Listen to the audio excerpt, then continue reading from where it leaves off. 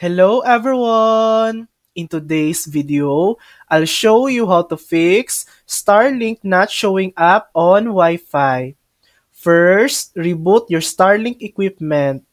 Unplug your Starlink router from the power source.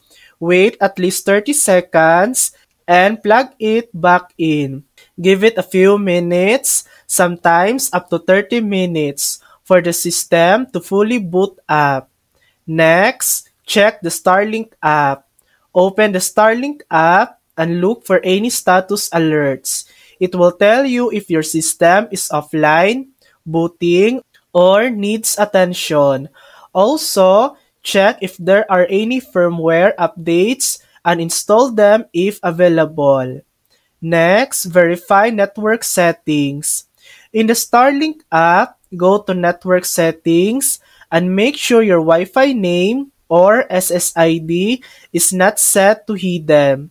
If it is, turn on broadcast so your devices can see the network. Next, factory reset if needed.